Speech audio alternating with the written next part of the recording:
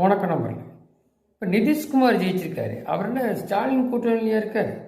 முதல்ல 24 தேர்தலுக்கு முன்னாடி தான் வெளில வந்துட்டார் மோடி. இப்போ இதுக்கு வாழ்த்து சொல்கிறாரு. முரண்பட்ட மொத்த உருவத்தில் இருக்க திமுக என்ன இவர் தேஜஸ்வியாக ஜெயிச்சார், வின் பண்ணார், இந்த மாதிரி இருக்கு. அப்புறம் அந்த ஓட் சோரி எதுவும் போனார்.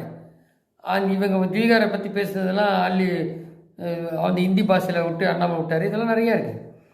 அப்போ திமுகவும் காரணம், ராகுலும் காரணம். இப்போது இது வரைக்கும் 3 கூட்டணி இருந்தது. 3ஆம் அணி காங்கிரஸ், பாஜக. கடைசியில் இந்த 3ஆம் அணியோட காங்கிரஸ் இருந்தது. இப்போ காங்கிரஸ் சேர்த்துக்கிறதுக்கு யாரும் இருக்க மாட்டாங்க. இனிமேல் ஏதோ ஒரு 10 சீட் கொடுத்து வேண்டாம் விருப்பம் வேணால் திமுக வச்சுக்கலாம், அந்த முஸ்லீம் கிறிஸ்டின் ஓட்டுக்கு வேண்டி. அவ்வளோதான், அதோ கதி முடிஞ்சுது.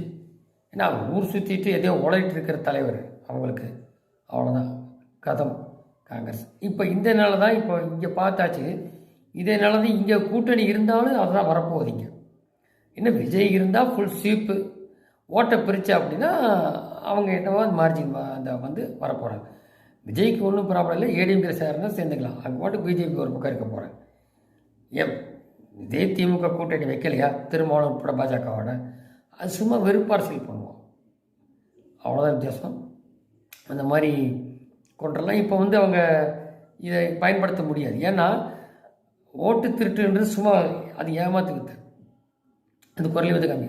அப்படி இருந்தால் இப்படியெல்லாம் ஜெயிக்க முடியாது.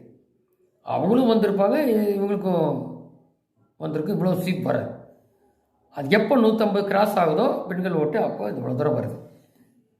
150 சீட்டுக்கு மேலே போகும்போது இது மக்களோட மேண்டேட் தான். ஸோ அப்படி இருக்கோ இல்லையோ கூட்டணி ஆட்சி தான் வரும். இது வேறு மாதிரி வரும். ஏன்னா என்ன செஞ்சாங்கன்ற மக்கள் சீர்தூக்கி பார்ப்பாங்க இல்லையா.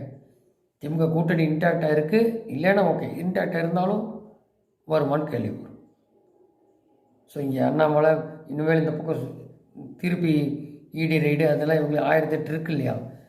எல்லாம் இந்த பக்கம் பார்வை செலுத்த போகும்போது அந்த எஸ்ஐஆர் முடியும் போது அந்த இவங்க மற்ற மாநிலங்களை காட்டிலும் இங்கே ஓட்டு திருட்டு இருக்குது இல்லையா. அதாவது அந்த யாரையா வச்சு போடுறது அதெல்லாம் ஃபில்டர் பண்ணிட்டாங்கனாக்க என்ன தான் பணம் கொடுத்தாலும் மக்கள் இந்த தடவை வாங்கிப்பான். ஏன்னா அவங்களோட பணம் தான். எதுக்கு போடுறாங்க, மாற்றி தான் போடுவோம். அதுலேயும் கொஞ்சம் விவரம் தெரிஞ்சவோ அலர்ட்டாக இருக்கும். ஸோ இந்த மாதிரிலாம் மாறும்போது சின்னரியை பார்க்குறாங்க, எல்லாம் மாறத்தான் போகுது. வெஸ்ட் பெங்காலையும் பிஜேபி வந்துடும். ஏன்னா அவங்க நியரஸ்ட் வந்துட்டாங்க. 45% எடுத்து 160 சீட்டுக்கு மேலே பார்த்தா மோடி சொல்கிறாரு நடக்கும். ஒன்றா பார்ப்பாடு. நன்றி.